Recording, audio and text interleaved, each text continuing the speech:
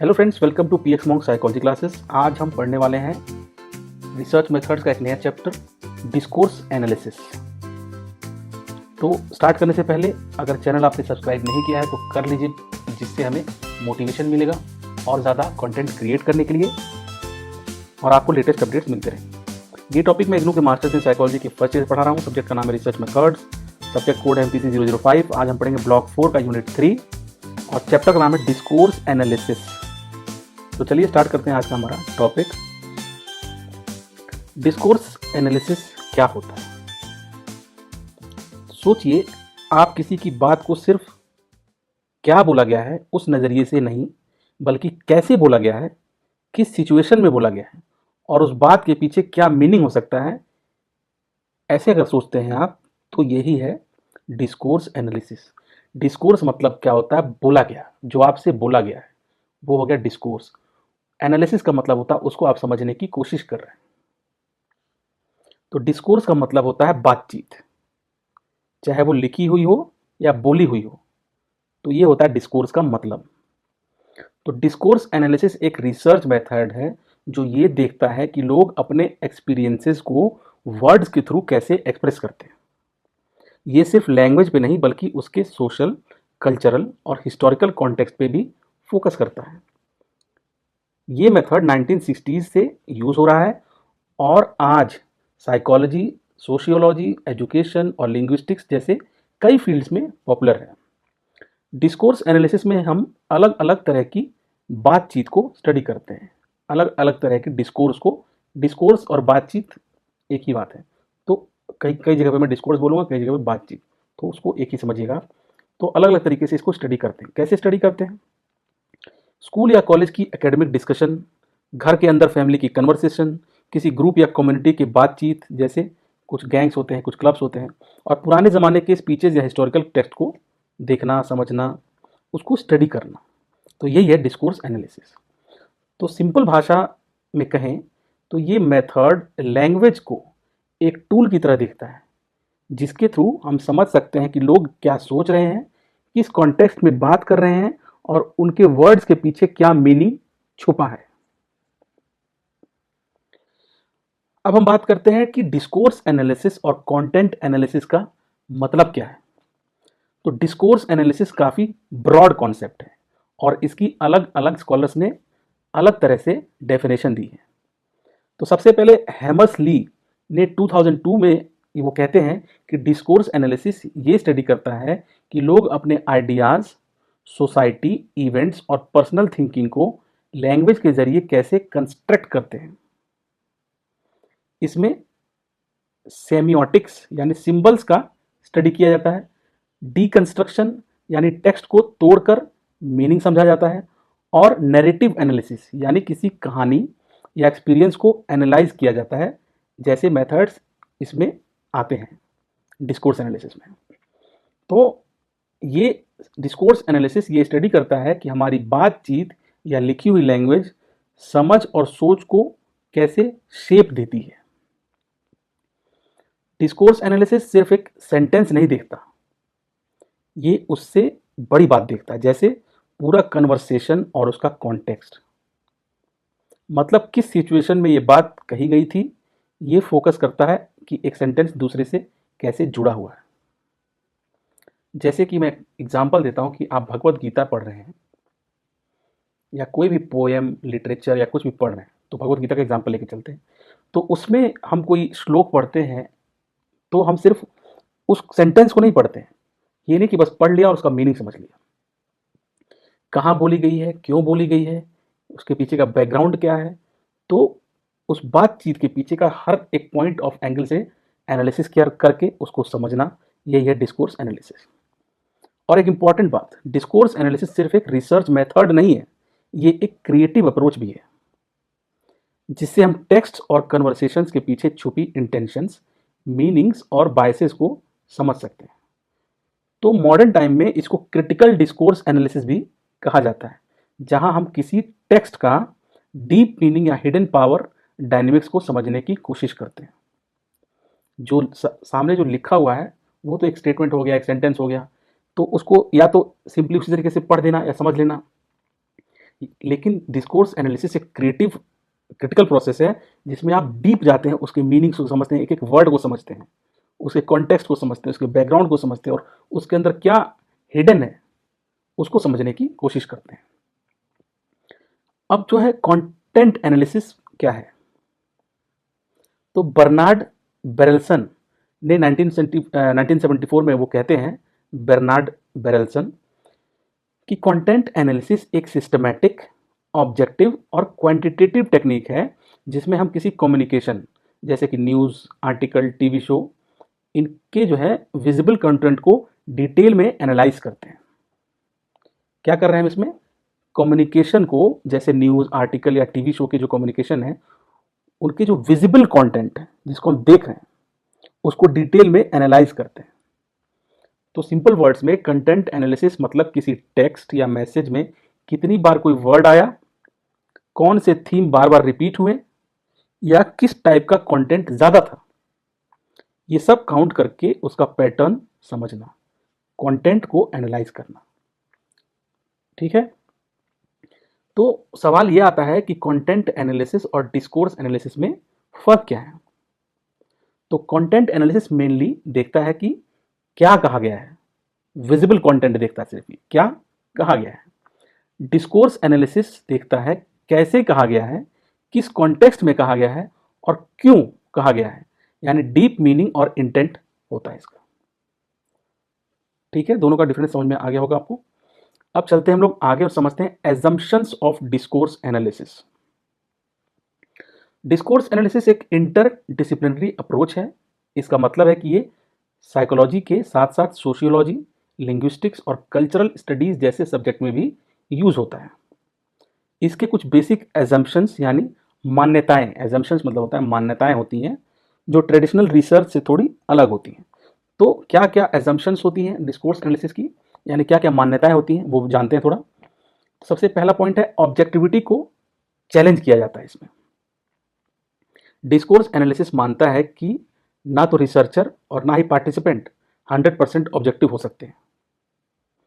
हर किसी के पास अपने बिलीव्स, कल्चर और पर्सनल एक्सपीरियंसेस होते हैं जो उनका पॉइंट ऑफ व्यू शेप करता है। तो जब हम किसी इवेंट या एक्सपीरियंस को समझते हैं तो उसमें हमारा अपना एंगल भी होता है, बिल्कुल न्यूट्रल रहना मुश्किल होता है। ये इसकी एक मान्यता है, एजम्पशन है, ऑब्जेक्टिविटी को चैलेंज करता है। ये कोई भी न्यूट्रल नहीं हो सकता, कोई ना कोई बायसनेस रहेगी ही रहेगी। दूसरा है reality is socially constructed. Discourse analysis कहता है कि जो चीज़ें हम रियल मानते हैं जैसे पर्सनैलिटी, इंटेलिजेंस या इमोशंस, वो एक्चुअली लैंग्वेज के थ्रू बनाई जाती हैं। यानी हम दुनिया को कैसे समझते हैं वो समझ भी लैंग्वेज और कल्चर के लेंस से गुजरी होती है। रियलिटी फिक्स नहीं होती, वो बातचीत और समझ के हिसाब से शेप होती है। तो रियलिटी के बारे में कहता है कि वो फिक्स नहीं होता, वो बातचीत और समझ के हिसाब से शेप होता है। थर्ड है लोग अपने सोशल इंटरेक्शंस का प्रोडक्ट होते हैं। सोशल इंटरेक्शन का प्रोडक्ट होते हैं। तो ट्रेडिशनली साइकोलॉजी कहती है कि पर्सनैलिटी या एंग्जाइटी जैसे ट्रेट्स इंसान के अंदर होते हैं, जैसे एक इंटरनल क्वालिटी।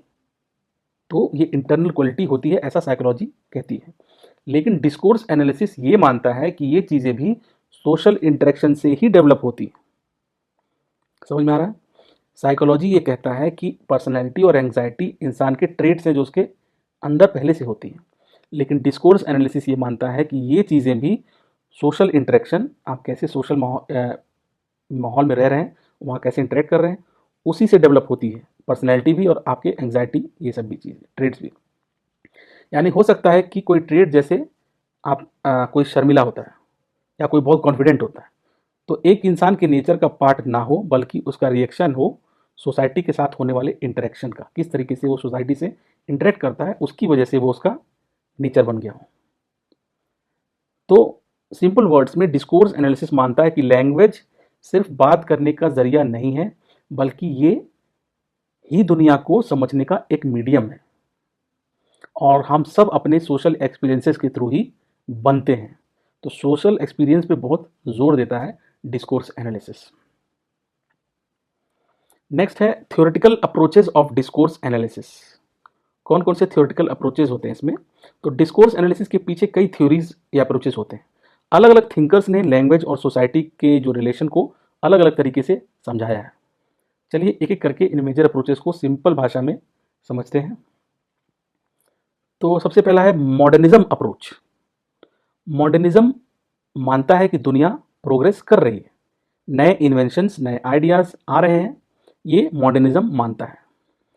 ये थ्योरी कहता है कि लैंग्वेज और डिस्कोर्सेस भी इस प्रोग्रेस का पार्ट है। जैसे जैसे सोसाइटी आगे बढ़ती है, नए टॉपिक्स और डिस्कशंस होने लगते हैं, जैसे freedom, equality, human rights, justice etcetera. तो लैंग्वेज यहाँ एक टूल है नए आइडियाज एक्सप्रेस करने का। ठीक है, तो यह है मॉडर्निज्म अप्रोच, यानी नए इन्वेंशंस, नए आइडियाज आ रहे हैं और उसी तरीके से लैंग्वेज और डिस्कोर्सेज भी प्रोग्रेस करते रहते हैं। सेकंड है स्ट्रक्चरलिज्म अप्रोच। ये क्या होता है? ये कहता है कि हर ह्यूमन एक्शन और सोसाइटी का सिस्टम एक लैंग्वेज सिस्टम की तरह होता है। हर ह्यूमन का जो एक्शन है और सोसाइटी का जो सिस्टम है वो एक लैंग्वेज सिस्टम की तरह ही होता है, यानी हर चीज़ का मीनिंग सिस्टम के कॉन्टेक्स्ट में होता है। अकेली चीज़ का कोई फिक्स्ड मतलब नहीं होता। एक एग्जांपल देते हैं तब समझ में आएगा थोड़ा सा ये। जैसे एक शब्द का मतलब तभी समझ में आता है जब वो सेंटेंस में हो, वैसे ही एक इंसान का रोल समझने के लिए उसका पूरा सोशल कॉन्टेक्स्ट समझना ज़रूरी है। सब कुछ सिस्टम के स्ट्रक्चर से लिंक्ड होता है, यानी सब कुछ एक दूसरे से लिंक्ड है। ये कहता है स्ट्रक्चरलिज्म अप्रोच। थर्ड है post modernism approach. Post modernism कहता है कि दुनिया सिर्फ एक पर्सपेक्टिव से नहीं देखी जा सकती। हर किसी का अलग एक्सपीरियंस होता है और उन्हीं एक्सपीरियंसेस से ट्रुथ बनता है। तो क्या नाम है इनका, माइकल फोकॉल्ट एक इंपॉर्टेंट थिंकर हैं जो कहते हैं कि डिस्कोर्स पावर और नॉलेज दोनों को कंट्रोल करता है, यानी बातचीत जो है वो पावर और नॉलेज दोनों को कंट्रोल करता है। तो इस अप्रोच में ये समझा जाता है कि डिस्कोर्स सिर्फ लैंग्वेज नहीं होता है, बल्कि एक पावर का सिस्टम होता है जिसके जरिए सोसाइटी डिसाइड करती है कि क्या नॉर्मल है और क्या सच है। तो यह है पोस्ट मॉडर्निज्म अप्रोच, यानी हर किसी का एक्सपीरियंस अलग होता है और उन्हीं एक्सपीरियंसेस से ट्रुथ बनता है, सच्चाई बनती है। नेक्स्ट है फेमिनिस्ट अप्रोच। तो फेमिनिस्ट थ्योरी कहती है कि डिस्कोर्स का डीप कनेक्शन है पावर, लैंग्वेज और आइडियोलॉजी से। तो इसके अकॉर्डिंग जेंडर कोई बायोलॉजिकल या नेचुरल चीज़ नहीं है, बल्कि सोसाइटी के थ्रू परफॉर्म किया जाता है। यानी कि लड़का लड़की के जो रोल्स हैं, जैसे बोलना कैसे है, चलना कैसे है, ये सब डिस्कोर्स के जरिए सोसाइटी डिफाइन करती है, बातचीत के जरिए सोसाइटी डिफाइन करती है और हम उसी के मुताबिक बिहेव करते हैं। यानी कि जेंडर कोई बायोलॉजिकल या नेचुरल चीज़ नहीं है, ये भी सोसाइटी के थ्रू परफॉर्म किया जाता है। ये फेमिनिस्ट अप्रोच है। तो ये सारे अप्रोच हैं, थ्योरेटिकल अप्रोचेज हैं डिस्कोर्स एनालिसिस। अलग अलग तरीके से लोग अलग अलग तरीके को अप्रोच करते हैं। ठीक, तो ये सारे हो गए हमारे theoretical approach, modernism approach, structuralism approach, post modernism approach और फेमिनिस्ट अप्रोच। अब पढ़ते हैं स्टेप्स इन डिस्कोर्स एनालिसिस क्या होता है, कौन कौन से स्टेप्स होते हैं डिस्कोर्स एनालिसिस में। तो डिस्कोर्स एनालिसिस सिर्फ लैंग्वेज को एनालाइज नहीं करता, ये देखता है कि लोग लैंग्वेज के थ्रू क्या एक्शंस परफॉर्म करते हैं। जैसे कोई सिर्फ बोल नहीं रहा, वो किसी बात को मनवा भी रहा है, समझा भी रहा है या इन्फ्लुएंस भी कर रहा है।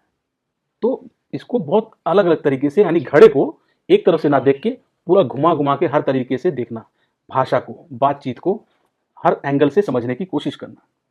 तो कौन कौन से स्टेप्स होते हैं डिस्कोर्स एनालिसिस में? सबसे पहला स्टेप होता है टारगेट ओरिएंटेशन, यानी फोकस डिसाइड करना। सबसे पहले ये तय करना होता है आपका रिसर्च का टॉपिक क्या है, आप किस टाइप का डिस्कोर्स स्टडी कर रहे हो, जैसे classroom talk, media interview, therapy session. तो किस टाइप का डिस्कोर्स आपको स्टडी करना है, आप किस एंगल से डेटा को एनालाइज करेंगे, यानी क्या देखना है और कैसे देखना है, ये स्टेप उसी का प्लानिंग पार्ट है। टारगेट ओरिएंटेशन, टारगेट ओरिएंटेशन आपने कर लिया। सेकंड स्टेप होता है सिग्निफिकेंस ऑफ डेटा, यानी डेटा की इंपॉर्टेंस समझना।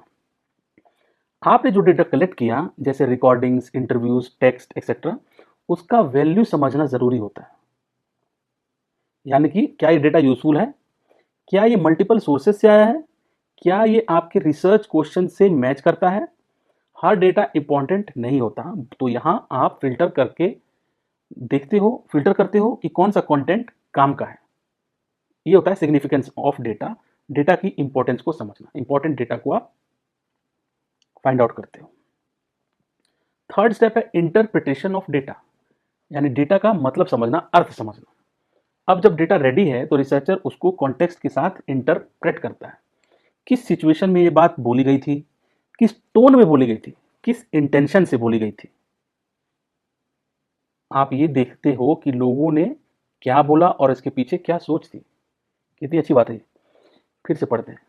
डेटा को इंटरप्रेट कैसे करते हैं, किस सिचुएशन में ये बात बोली गई थी, किस टोन में बोली गई थी।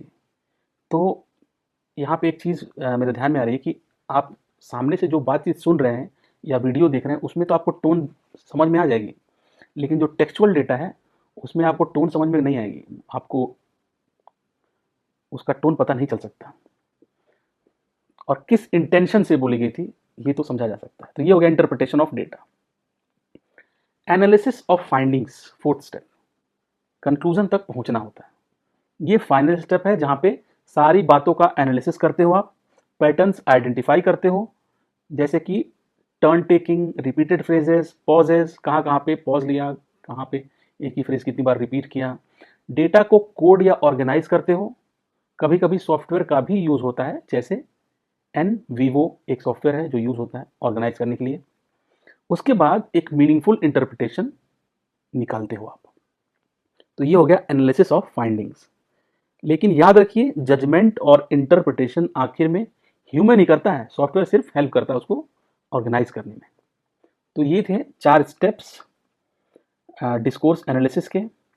अब चलते हैं हम लोग आगे, समझते हैं relevance and importance of discourse analysis. Discourse analysis काफ़ी पावरफुल टूल है रिसर्च में, क्योंकि ये हमें लैंग्वेज के पीछे छिपे रियल मीनिंग्स समझने में मदद करता है। चलिए समझते हैं कि ये कितना इंपॉर्टेंट है। तो सबसे पहला है, बातों के पीछे से सच समझने में मदद करता है ये। चाहे वो कोई हिस्टोरिकल इवेंट हो या आज के ज़माने का सोशल इशू हो, डिस्कोर्स एनालिसिस हेल्प करता है समझने में कि लोगों ने उस वक्त क्या कहा, क्यों कहा, किस तरीके से लैंग्वेज का यूज़ किया। तो ये सिर्फ क्या कहा गया देखने का तरीका नहीं, बल्कि क्यों और कैसे कहा गया उस पर फोकस करता है। तो ये है फर्स्ट पॉइंट। दूसरा, सोशल प्रॉब्लम्स के रियल रीजंस को ढूंढने में हेल्प करता है। सोशल प्रॉब्लम्स के रियल रीजंस को ढूंढने में हेल्प करता है। कई बार प्रॉब्लम सिर्फ सरफेस पे दिखती है, लेकिन डिस्कोर्स एनालिसिस उसके अंदर के कल्चरल, पॉलिटिकल और साइकोलॉजिकल मीनिंग्स को ढूंढ निकालता है। यानी ये समझ के हिडन ट्रूथ जो होता है, छुपा हुआ जो सच्चाई है, उसको एक्सपोज करता है। नेक्स्ट है, रिसर्चर और पार्टिसिपेंट्स दोनों के बायसेस समझने में हेल्पफुल है ये। तो हर इंसान के पास अपना बैकग्राउंड, थिंकिंग और बिलीफ होता है, चाहे वो रिसर्चर हो या पार्टिसिपेंट। तो डिस्कोर्स एनालिसिस ये आइडेंटिफाई करने में हेल्प करता है कि रिसर्चर के डिसीजंस में क्या अनकॉन्शियस बायसेस थे, पार्टिसिपेंट ने किसी टॉपिक को कैसे समझा और प्रेजेंट किया। तो इससे रिसर्च और ज़्यादा मीनिंगफुल और ऑनेस्ट बन जाता है। नेक्स्ट है, क्रिटिकल थिंकिंग को स्ट्रक्चर देता है। क्रिटिकल थिंकिंग तो पुराने ज़माने से चली आ रही है, लेकिन डिस्कोर्स एनालिसिस एक सिस्टमैटिक तरीका देता है उसको। जैसे कि लैंग्वेज का यूज़ कैसे हो रहा है, किस पर्पज़ के लिए हो रहा है, क्या इम्प्लीकेशंस हो सकते हैं। यानी ये एक स्ट्रक्चर्ड लेंस देता है जो दुनिया को समझने के लिए हेल्पफुल है। नेक्स्ट है, बिलीफ्स और सोशल नॉर्म्स को डीकंस्ट्रक्ट करना सिखाता है। हमारे आसपास कई बिलीफ्स और एजम्पशंस होते हैं जो हमें सिखाए जाते हैं, जैसे सक्सेस का मतलब सिर्फ पैसा होता है, कई बार ये बोला जाता है। लड़कियों को सॉफ्ट बोलना चाहिए, ये भी आपको बहुत सुनने को मिला होगा। तो बिलीफ्स और सोशल नॉर्म्स को डीकंस्ट्रक्ट करना सिखाता है डिस्कोर्स एनालिसिस। तो डिस्कोर्स एनालिसिस इन बनी बनाई सोच को चैलेंज करता है और उनका ब्रेक डाउन करता है, ताकि हम नए तरीके से सोच सकें। नेक्स्ट है, हर सिचुएशन पर अप्लाई हो सकता है। इसकी सबसे बड़ी खासियत यही है कि हर सिचुएशन पे अप्लाई हो सकता है, इसके कोई स्ट्रिक्ट रूल्स नहीं होते। आप इसे किसी भी टॉपिक, टेक्स्ट या सोशल प्रॉब्लम पे अप्लाई कर सकते हो, यानी ये एक फ्लेक्सिबल और एडेप्टेबल मेथड है। तो एक लाइन में अगर समरी समझना हो तो डिस्कोर्स एनालिसिस हमें लैंग्वेज के जरिए दुनिया को नए नज़रिए से समझने का मौका देता है, जहां हम प्रॉब्लम्स के असली रूट कॉज को या रूट कॉज तक पहुंचने की कोशिश करते हैं और पहुंच सकते हैं। नेक्स्ट है अगला टॉपिक, डिस्कोर्स एनालिसिस में रिलायबिलिटी और वैलिडिटी के इश्यूज। डिस्कोर्स एनालिसिस एक पावरफुल रिसर्च मेथड तो है ही, लेकिन इसके कुछ चैलेंजेस भी होते हैं, स्पेशली जब बात आती है रिलायबिलिटी की यानी भरोसे की, और वैलिडिटी की यानी सही या गलत का पता लगाने की। तो चलिए इन इश्यूज को एक करके समझते हैं। सबसे पहला पॉइंट है, कोई फिक्स्ड फॉर्मेट या गाइडलाइंस नहीं होती इसमें। तो डिस्कोर्स एनालिसिस में स्टैंडर्ड रूल्स या कोई फिक्स्ड स्ट्रक्चर नहीं होता, जैसे कि क्वांटिटेटिव रिसर्च में होता है, जैसे कि सर्वे में या एक्सपेरिमेंट में एक फिक्स्ड फॉर्मेट होता है, गाइडलाइंस होती हैं। तो ये डिस्कोर्स एनालिसिस में नहीं होता। इसका मतलब हर रिसर्चर अपने तरीके से काम करता है, इसलिए डेटा प्रोसेसिंग कंट्रोवर्शियल या कंफ्यूजिंग हो सकता है। नेक्स्ट है, इंटरप्रिटेशन सब्जेक्टिव हो सकता है। जो भी डेटा रिसर्चर पढ़ता या सुनता है, जैसे इंटरव्यूज या कन्वर्सेशंस, उसका इंटरप्रिटेशन उनके अपने नज़रिए, बिलीव्स या बैकग्राउंड से इन्फ्लुएंस हो सकता है, यानी सेल्फ बायस वाली बात हो रही है यहाँ पे भी। इस वजह से बायस आने का रिस्क होता है, मतलब एक ही डेटा को लोग अलग तरीके से इंटरप्रेट कर सकते हैं। थर्ड है, मेजरेबल डेटा नहीं मिलता इसमें। डिस्कोर्स एनालिसिस में आपको नंबर्स, स्टैट्स या एग्जैक्ट रिजल्ट्स नहीं मिलते, इसलिए इसके रिजल्ट्स की रिलायबिलिटी इस बात पर डिपेंड करती है कि आर्गुमेंट कितना लॉजिकल है, रिसर्चर ने कितना स्ट्रॉन्ग एक्सप्लेनेशन दिया है। नेक्स्ट है, हर आर्गुमेंट चैलेंज हो सकता है। चाहे रिसर्चर ने एनालिसिस बहुत स्ट्रॉन्ग लॉजिक से किया हो, फिर भी कोई और रिसर्चर उसी डेटा का दूसरा मीनिंग निकाल सकता है। आपने कई बार देखा भी होगा कि अलग अलग मोटिवेशनल स्पीकर या फिर जितने भी लोग हैं जो गीता के उसी श्लोक को अलग अलग तरीके से इंटरप्रेट करते हैं, अलग अलग तरीके से बताते हैं। तो ये अब रियल जो है उसका क्या, किस तरीके से वो कहा गया है, क्या उसके पीछे का रीज़न है, बैकग्राउंड है, ये तो जिसने बोला था वही जानता होगा। लेकिन हम अपने सोच के हिसाब से, अपने जैसे जैसे हमारा परवरिश हुआ है, सोच हुआ है, उसके हिसाब से ही चीज़ों को सोच सकते हैं, अपने ज्ञान के हिसाब से। तो हर किसी का इंटरप्रिटेशन अलग अलग हो सकता है। तो ये भी डिस्कोर्स एनालिसिस का लिमिटेशन है। इसी वजह से वैलिडिटी कभी पक्की नहीं होती इसमें, क्योंकि हर एनालिसिस का एक अल्टरनेट व्यू हो सकता है। नेक्स्ट है, एनालिसिस की क्वालिटी रिसर्चर की लैंग्वेज स्किल्स पर डिपेंड करती है। डिस्कोर्स एनालिसिस में लैंग्वेज का यूज, रीजनिंग और एक्सप्लेनेशन बहुत ही इंपॉर्टेंट होता है। अगर रिसर्चर की रिटोरिकल स्किल यानी बात रखने का तरीका स्ट्रांग है तो एनालिसिस इंपैक्टफुल लगेगा, वरना वीक लग सकता है, चाहे डेटा अच्छा ही क्यों ना हो। फिर भी ये मेथड वैल्यूएबल है।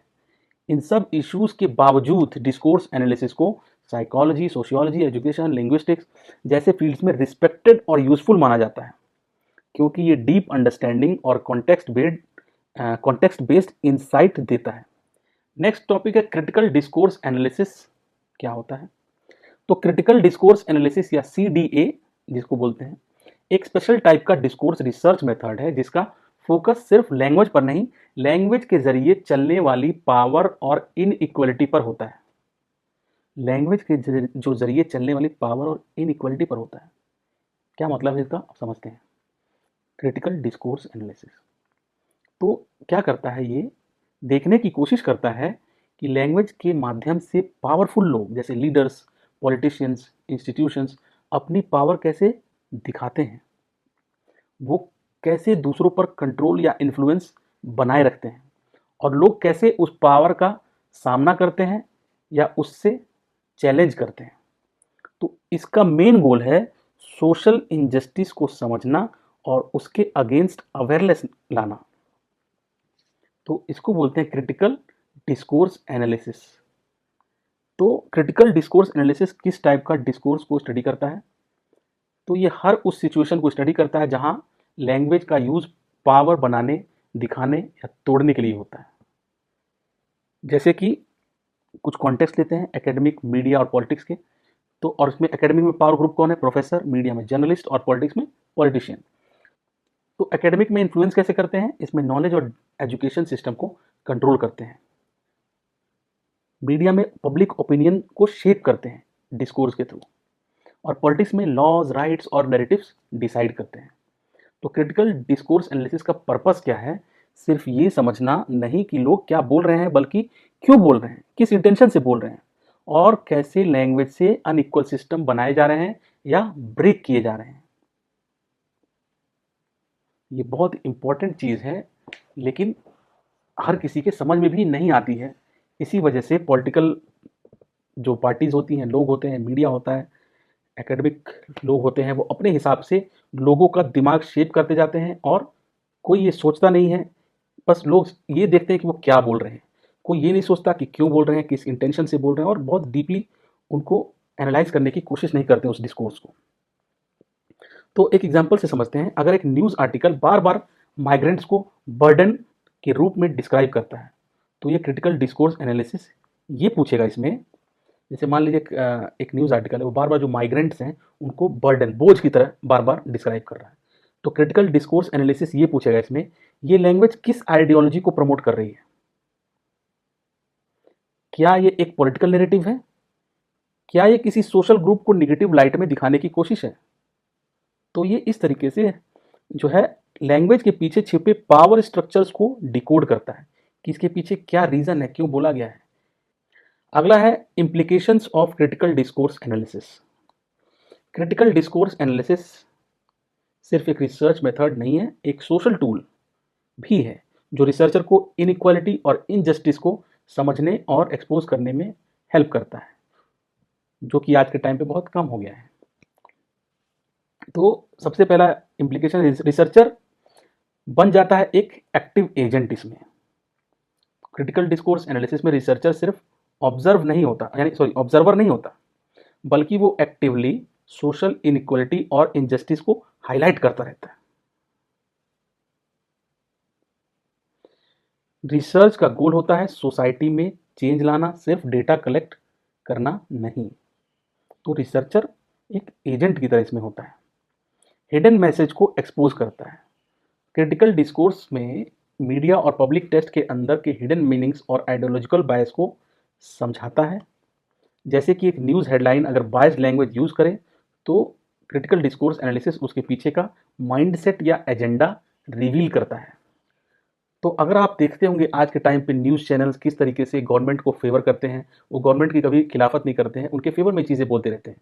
वहीं पे कुछ ऐसे न्यूज़ चैनल्स भी हैं, रिपोर्टर्स भी हैं, जो यूट्यूब पे हैं या फिर किसी चैनल पे हैं, वो रियल रिपोर्टिंग करते हैं और क्रिटिकल डिस्कोर्स एनालिसिस का यूज़ करके वो आपको दिखाते हैं कि जो बोला गया है उसके पीछे का क्या माइंडसेट है, क्या एजेंडा है, उसको भी रिवील करते हैं। तो ये आपको आजकल देखने को मिलता होगा। तो ये एक एग्जाम्पल है क्रिटिकल डिस्कोर्स एनालिसिस का, यानी हिडन मैसेजेस को एक्सपोज करते हैं। नेक्स्ट है अप्लाइड लिंग्विस्टिक्स में ये वाइडली यूज होता है। लैंग्वेज का स्ट्रक्चर और उसके सोशल इम्पैक्ट को समझने के लिए क्रिटिकल डिस्कोर्स एनालिसिस लिंग्विस्टिक्स के रिसर्चर्स का एक फेवरेट टूल है। इससे पता चलता है कि मीडिया या सोसाइटी में किस टाइप का लैंग्वेज इन्फ्लुएंस चल रहा है। नेक्स्ट है इंटरडिसिप्लिनरी टूल है ये।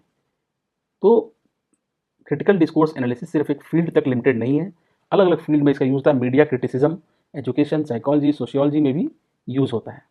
अलग अलग बैकग्राउंड के स्कॉलर्स इसका यूज करके सेम इशू को डिफरेंट लेंस से देखते हैं। नेक्स्ट है क्रॉस कल्चरल अंडरस्टैंडिंग में हेल्प करता है।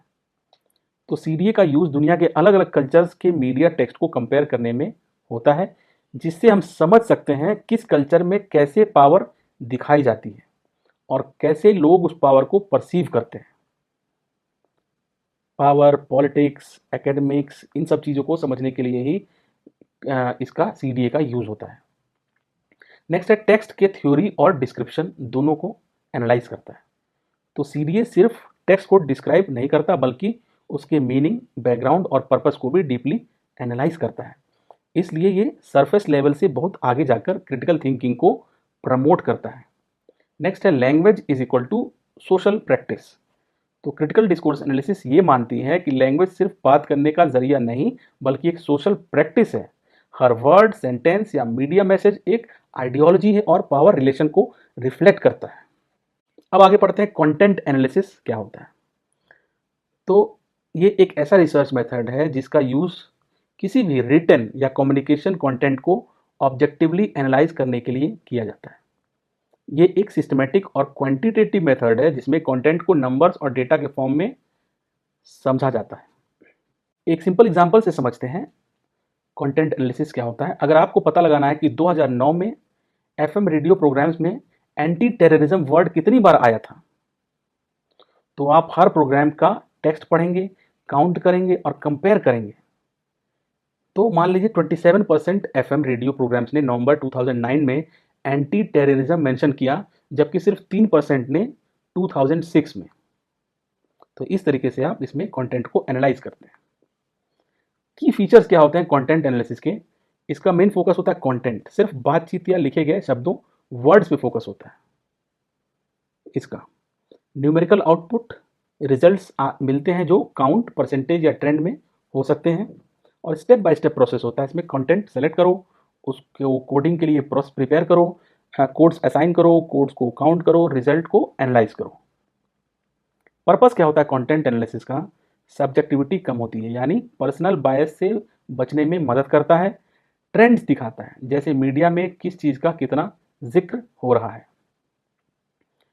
तो एक लाइन में अगर समरी समझना है तो कंटेंट एनालिसिस एक रिसर्च टेक्निक है जिसमें लिखे गए या बोले गए कंटेंट को सिस्टमेटिकली एनालाइज करके डेटा बनाया जाता है ताकि ट्रेंड्स और फैक्ट्स क्लियर हो सकें।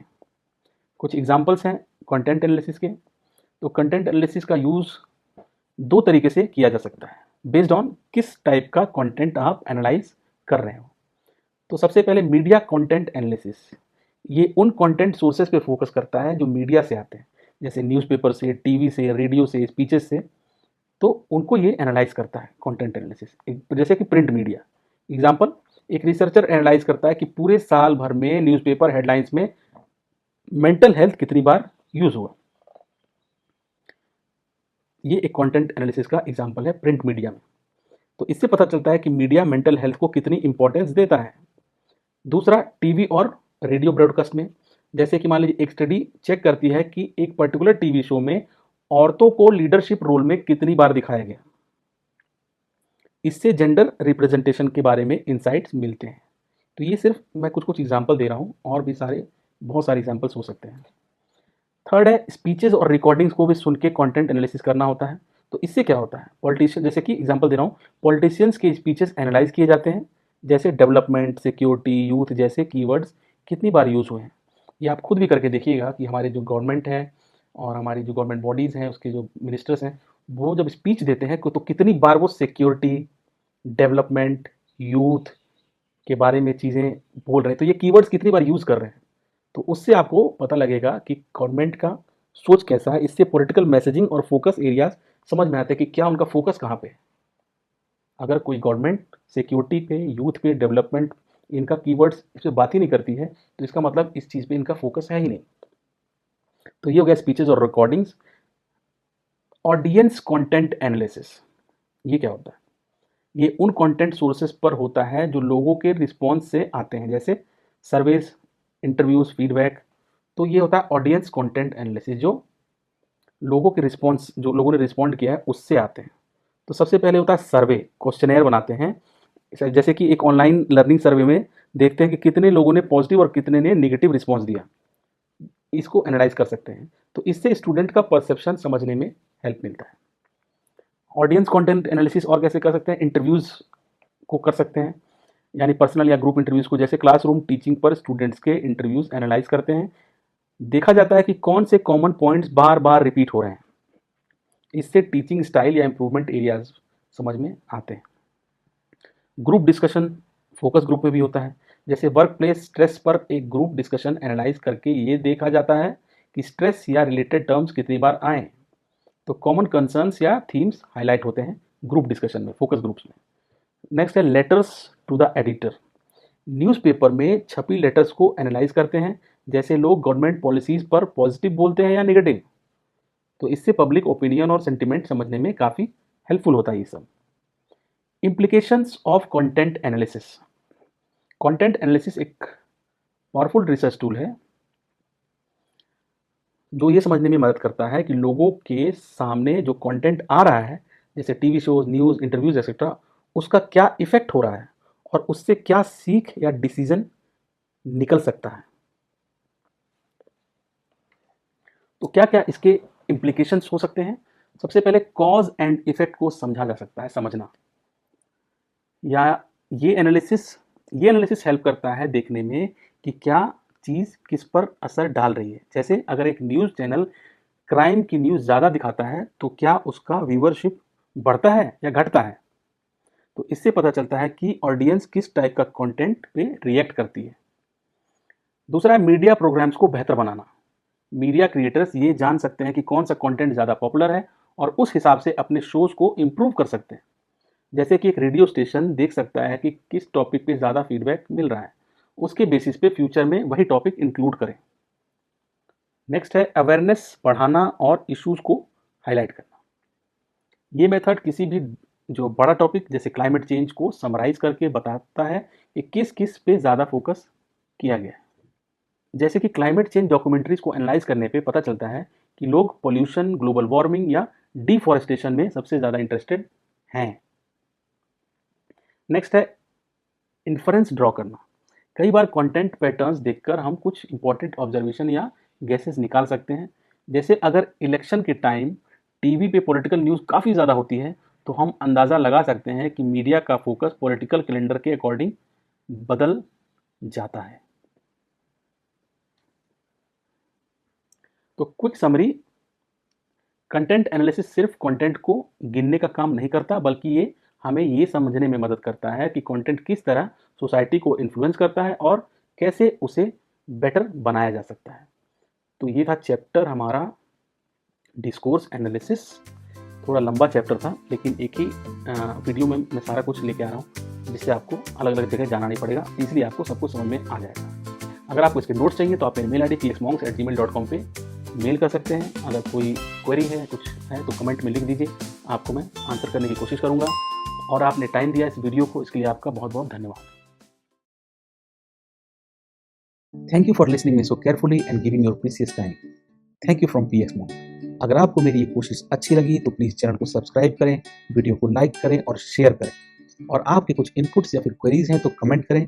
आपके इनपुट्स और फीडबैक से ही हम अपनी इस कोशिश में और इम्प्रूवमेंट ला सकते हैं। So keep listening, keep learning. See you in our next video. Thank you very much.